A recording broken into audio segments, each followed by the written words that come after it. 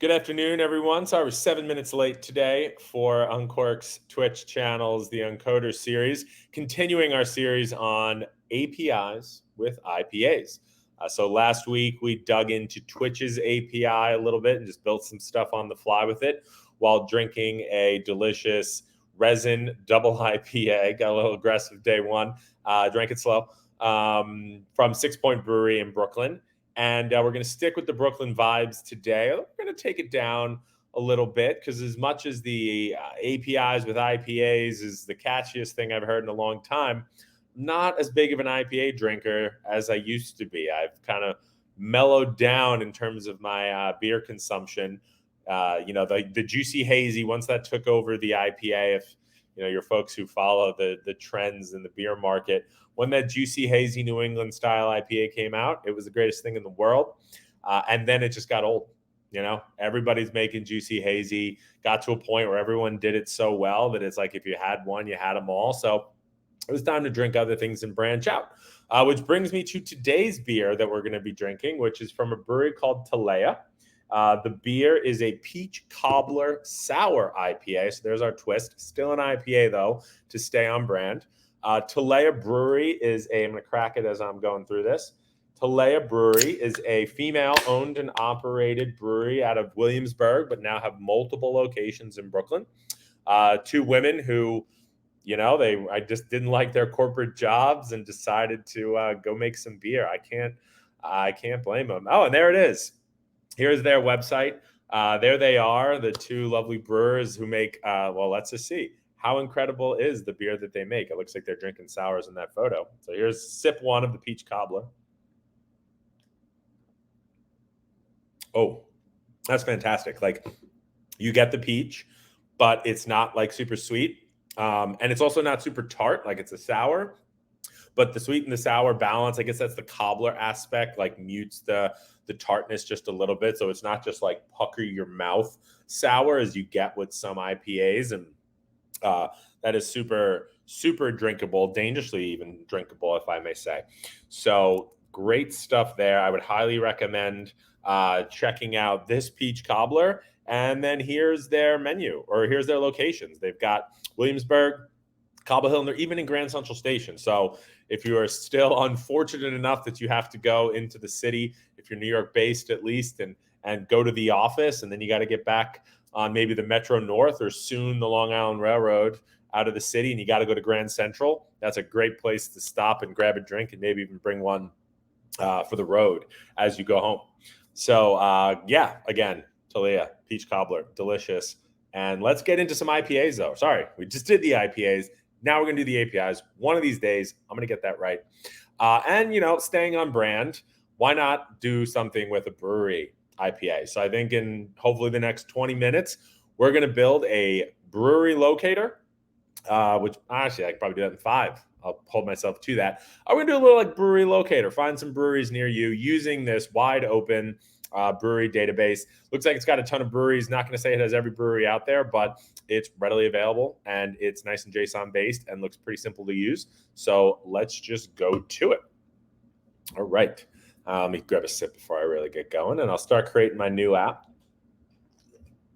And this is called the Open Brewery DB. And we don't need to do any of this yet because we're just going to build some modules. All right. So let's just test some function. Let's just test connectivity first and foremost. Simplest thing to do. And let's just drop in our favorite old new submission initializer, the beginning of almost every module. And then let's drop in a plugin. And let's do that. And we're going to call an external service. And we don't have one defined though. So, but let's see if this is going to work if I just drop in their API. All right, see what happens. Data source URL, put the whole thing in. It's a get. Hit submit. Oh.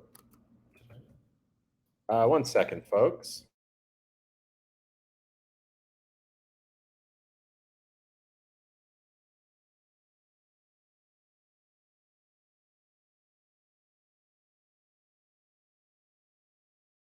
Hey, I got a live call from my producer telling me I've been sharing absolutely nothing. Thought I saw it come up. You know what I did? At the bottom, there's a stop sharing button, and then you also can hit hide. I definitely stopped sharing. So, just to rewind a little bit, Williamsburg, Cobble Hill, Grand Central, the three locations of Tulare Brewery in New York. And in case you missed the photo about on the About page, you'll see here the two lovely brewers who quit their day jobs to go make this amazing beer that we are drinking today for you. And something that was very interesting that I pulled when I was reading through this, they describe themselves as an easy drinking beer, perhaps to replace that glass of rosé. Guys, you should have no problem drinking rosé or peach cobbler IPAs. Again, I would highly recommend it to check out. And look, they're also good for enjoying a coffee and work. So, you know how we have work from anywhere, work from Tulare. Not a bad idea. This is kind of what I'm doing right now, right?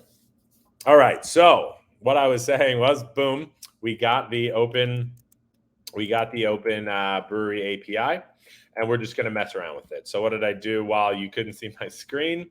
I created an app and I created a module. And as I said, my trusty new submission trigger and an init and my plugin here, which I'm just going to drop in this URL and just go. All right, so let's just preview it and let's see what happens. Why do I have mobile on? All right, and there it is. That was simple, right? That's it, right? What, I copy pasted a URL and I'm getting back their list of breweries, but that's not fun, right? I don't want to see a list, especially because it's in lists of 20 at a time. So what do we say we're going to do? We're going to build a locator. So like, what are ones near me?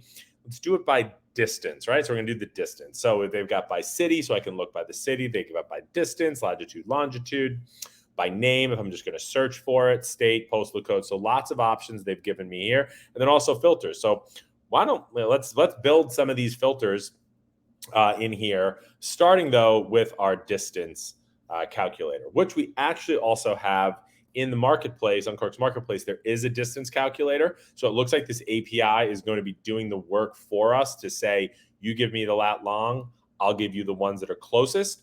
That's actually a pretty crazy formula and calculation you have to do with like radians and all these cool things.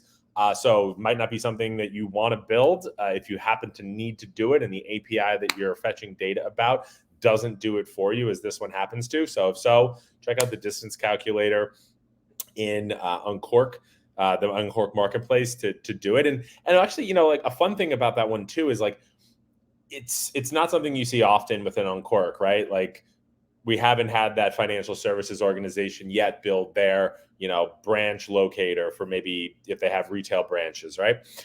So it's not your traditional use case. I can't imagine it gets much uses, but it was a really interesting exercise in computer science to actually go and build it, because the way that we had went about doing that was we found a snippet of JavaScript that did that exact thing and effectively just reverse engineered the JavaScript into Uncork. So when you think about the capabilities of a no-code platform or low-code platforms, like a lot of times you're going to hit a wall before you get to being able to reverse engineer JavaScript code to run the algorithm that it's representing. And that's something that exists in that distance calculator.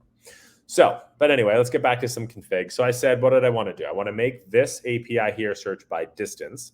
So let's just, double check that let's not even just double check. Let's just go right and let's use an address field. Because if I'm not mistaken, our address field should give us the lat and long. If it doesn't, we're going to find a different way to check this out. So I'm going to go city, state, zip. Let's grab all of these fields. I don't see lat long, so my hope is it gets saved behind the scenes.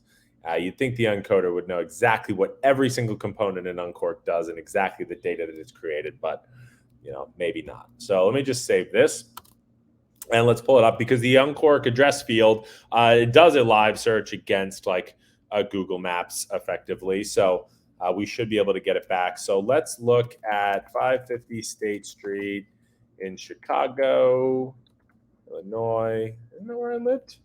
60654. Oh, wow. Oh, I don't have a key. Do I not have a key? Service not found. Ah, yes. All right. Let's go set up a service for the address field, which I clearly had not done. So this would be a fun one. There's no other address field, right? Cool. And I'm actually going to have to go double check because I haven't done this in a while. If I need an API key, I'm going to have to go a different route here. Profile, administration, services, Google, address, maps. Huh. Hey, anyone on the chat? Anyone on the chat? Have you ever set up a Google Maps key for our address component? Because I apparently have not. I'll check one more demo environment, see if I can get lucky. If not, we're going to do it off of just plain old address fields, and we'll just enter that in because we could still search by city and things like that. So I'm going to check one more environment. Maps, address. Oops, I think I might have just found it. Address. Nope. All right. So we're going to go the old school way. Sorry, address field. And we're going to take it, you know what, just give me a state. We'll start. Do they do city? They do city. You can use underscores or URL encoding. Okay. So let's do it as city because that's going to be more accurate. So let's say, hey, I live in this city. And then I am going to need a button where I'm going to trigger my plugin. We'll call it the search button. And that's going to execute. Well, we're going to have it execute a init search here. Oh, you know what? No, we're not going to have it initialize and do that search. And you'll see why. We're going to have it initialize. We're going to have it trigger when I click this calc search. All right. And I'll tell you in a second why I just decided to go with the calc search, right? So what did the API told me? It said, hey, if I'm going to go by city for the parameters, you can use underscores for spaces, all right? Or URL encoding. Underscore seems a lot more straightforward here. So let's drag in a calculator and let's do calc search. And my input is going to be my city. It's going to be required. And then my output, which I have not defined yet, is going to be city search. And I'm going to use some unit tests here too. And my formula is, so it said I can use underscore. So I'm going to replace in my city, I'm going to replace spaces with underscores. So then if I type in New York City and I run the test, New York City, looks good, right? Now this, you might recall from our testing, great way to not just validate your work as you're building, so you don't need to go and refresh the entire page to check if your calculation works. You can just add unlimited number of tests here. So let's just add Chicago. Should look the same, right? Because there's nothing, I didn't type in New York City, but I expect it to be New York City. So when I run the test, everything looks good. I didn't put, if I had said I expect it to be Chicago and I run it, it's telling me it's wrong, right? But that's because it's Chicago. So we'll leave that in there. All right. So city search, there we go. I'm going to then drop in a hidden field for city search. And I forgot, why did I do this in a calc, right? Because initially I had to put an initializer because what do I want to do? I want to calculate these spaces to underscores, and then I want to trigger the plugin. So typically I would have put an initializer there, and then I would have put the first line as the calculate and the second line as the plugin. But not anymore. Post trigger on a calculator. This is one of a very hotly requested feature by a number of our creators out there. And now we've got it, folks. So you can directly trigger any component you want once a calculator is done with its calculation. So I now have my button, which is triggering my calculator, which is triggering my plugin, which is going to give me my data. So now, and I want it on my initializer here. Actually, I don't even need the initializer anymore. And let's go back over here and let's refresh. So now if I type in New York City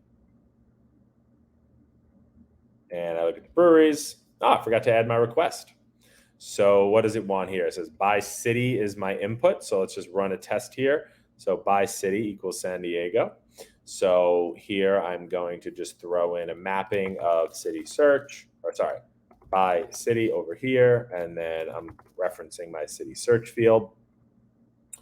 And let's do this again. And let me look in. Now, technically, New York City is not called New York City. It's New York, New York. We just use the word city to delineate that we do not mean the state. So I'm just going to try with New York. And what do I get back? Bam. I get back a bunch. Let me try Chicago. And I'm going to get back a bunch from Chicago. All right, cool. Now you can see it's down to 20, so I only got 20 at a time here. So let's just say, okay, I want to look for my city. I want to see what breweries are available for me in my city. Okay, so why don't we just do a very quick and dirty? Let's do this with our new dynamic grid. Why not? Okay, and we're gonna call this breweries, and we're going to add some columns in here. So what information do we want out of this? We don't need the city. We don't need the country because that's kind of implied. We want the name, of course. That's good information. So we'll just call this header brewery, and the property ID is going to be name. What else do we want? Why don't we grab the website URL? That's probably brewery type. That's fun. So type is brewery type. So the example there was micro, so like microbrewery, macro brewery, I guess. They actually have an enumerable, the enum list somewhere in here that they are going to offer back. So we'll take the brewery type, and then let's also take their website, and let's say the website URL is, that's what the field's called, website URL. Oops. All right, cool. So those are all text fields. That's great. We're just going to push the data directly into this. We're going to allow some grouping. I'm going to allow people to group by type. All right, sorry, this is auto grouping. I don't want to group by default, but I do want to let people group, allow users to group rows, allow them to sort, and we'll just leave it that for now. And then we're going to do another little calculator here because I want to push the data from my plugin into my whatever it's called, into my dynamic grid. So let's grab a calculator here, and we'll call it calc breweries. Calc. You know what? I'm going to use a data workflow because I got an idea for what we're going to add on to this, time permitting. So we'll call this data workflow breweries. Data workflow breweries. We're going to take an input here of breweries. All right, which you obviously don't see yet. And then we're going to take, we'll take an input of the plugin, and we're going to append to the breweries list. We're going to append the plugin. We're going to append the plugin, whatever comes out of that. And we're going to drop this back into our breweries list. All right. And why am I doing that? And I have this is no, and I have this is yes, right? Because I always expect there to be a response to my plugin. If it doesn't, I don't want this to run. But breweries, it's not always going to be required. So I'm going to make that known. Why isn't it always required? Because we're going to start with 0 breweries on the page. And as an array of 0 length is considered to be false in most software development. So I'm going to need that as not required. I'm going to drag in a data table, and I'm going to throw that here, and I'm just going to call this breweries. And the reason I did this is because data tables just give you arrays by default. And what are the fields I want? I want name, and I wanted brewery type, and I wanted website URL. Okay, so that's just to kind of ground myself here. And when I'm done with the plugin, then I'm going to trigger data workflow breweries. And you know what? I'm going to short circuit this a little bit. Rather than pushing my data into my dynamic grid, I'm going to put it one way, and you'll see using a data reference key disables the editable setting. Consider injecting data in a logic component if you need to be able to edit it. So we don't have the use case of editing here. We're just going to display brewery, so I can actually just reference a key from somewhere else. All right. So if I refresh now, if I'm lucky, and I search for Chicago again, boom, there we go. So now we got breweries in Chicago. Maybe I want to group them by type and see, okay, here's some brew pubs where you can just kind of, they don't really distribute. You just go in and have some food. Here are your microbreweries. So these are more of your like a Talea in the world. And then we got planning. Ooh, right. Ballast Point is apparently planning for a location in Chicago, and I guess the Chicago Beer Company. All right, sweet. So now we have the Chicago breweries, but if I recall here, our API, and I don't know if it didn't mention it up here, but let me go down. So the offset or page breweries to return, number of breweries to return in each cell, max is 50. Okay. And let's see. So what they did is they're only giving me back so many, right? But the response here is just that list. I wonder if in the response header, they tell me anything about what page I'm on and how many pages there are to go. So they don't. So interestingly, this API does not give me any information to tell me, well, you requested 20, but there's more than 20, right? So we're just going to go off assumption here, and we'll say, if there's only 20 that come back, let's just go fetch some more, okay? So in order to do that, let's add another button, and let's call it, well, button 2 is fine, load more, and that's going to trigger we'll do this data workflow, load more, right? And we're also going to need up here, and really quickly, let me grab the page, and I said page 15, I'll grab this and I'll say page 0. And then what do I go page 1? Page 1 and page 0 are the same. So that's good to know. So I'm going to go over then, and let's drop in a hidden field here, and we'll call this one page, not surprisingly, and we'll default it to 0. And let's throw that into as a new input into my plugin. So now we're going to get back a page. So if I just go and I refresh it here, nothing should have changed, right? I just go Chicago again and I search, and yeah, I'm getting back all the same. Okay, but I want to be able to load more, right? So with that being said, I said I'm going to do a data workflow for this. So let's check this out. Let's do data workflow. And I said it was data workflow load more, if I'm not mistaken. And as an input here, I want to take page. As an input, I want to take plug. And we'll just start with that, right? So what I want to do is I want to basically take in the size. So I said we're just going to assume if there's 20, then maybe there's more, right? So let's just go take a check. So I'm going to go, and I want to do a size on that, right? So I want to say if the size of is 20, so then let's say I'm going to do a decision, and let's say if the size of the plugin or the results in it, right?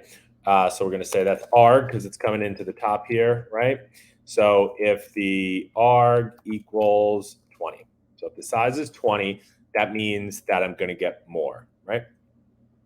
So if that's the case, then what I want to do is I want to take a formula, okay? Because what am I going to have to do here? I'm going to take a formula, and I'm going to basically say equals arg plus 1. So I want to increase the page by 1 if there's 20, and I want to output that to page. And then I also want to go and I want to trigger my plugin again. Okay. And then if it's less than 20, basically, then we assume it's the last page. So why don't I take an output here and we'll call this button 2 and let's make it visible. And then let's say we're going to create a value here, hook these bad boys together and say equals no. So no, it's not visible. So plugin, if it's 20, then I'm going to increase my page size by 1, output it to page, trigger my plugin. If it's not, I'm just going to hide the button that said load more. Then I'm going to cross my fingers and hope it all works. All right, Chicago. There it is. So the last brew in our list was Forbidden Root. The letter F, I hit load more. Oh, what did I do wrong? All right, let's check it out. Payload headers. By city, Chicago, page equals, I know what I did. All right, let's do breweries. Oh no, sorry. So what did it look like? Looks like I put the entire response of the plugin into my data workflows. So if I come in and I go back to my load more, and then the formula equals arg plus 1. Now it's because that A thing is coming in here. So let me just do a little switcheroo. I'm going to drop that up there. I'll drop this down here. All right. So the thing is, you got to keep coming out of the decision. You need to make sure that flow is still going. So you need to connect to something. So I'll throw it in the arg, but then I'll just disregard the argument because all I really care about is the page. And maybe we'll have better luck throwing the page into the left side of the decision here. Chicago, search. There it is. Load more. Oh, and boom. Did it get me the same list? Let's see. By Chicago, page 0, page 1. All right. All right. So it says, it's gave me the same. Oh, because I said 0 and 1 were the same page. I validated that earlier. So I'm going to come up here, update that to 1. Now I'll come back here. Now I'll refresh. Chicago, search.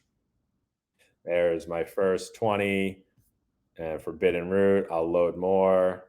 And now I get from Forbidden Root, starting there. Now I get all the G's and the H's. I'm an old Chicago guy. That's where I fell in love with beer. Half Acre Brewery, one of my favorites out there. Another one. Although Talea working their way up the list for me. Let me go Metropolitans, and I'm getting into Tocayo, and let me go load more again. I'm getting toward the end of the alphabet, and let me go load, boom, and now it's gone because there was no more to load. I've now loaded all of the Chicago breweries in this databases list inside of a grid. As I said, I can then group it, and you can see microbreweries are a big thing in Chicago. They also have some major ones. Goose Island was bought by Anheuser. Lagunitas, also bought by somebody big. And they've got a big location in Chicago. So there it is. Another fun API. I hope it was a fun API. Another delicious API in Talea. Check them out. Go support them, as well as any of the other breweries that you might have seen pop up in here. And that does it for round 2 of our APIs with IPAs. Thank you all for joining, and we'll catch you next week. Cheers.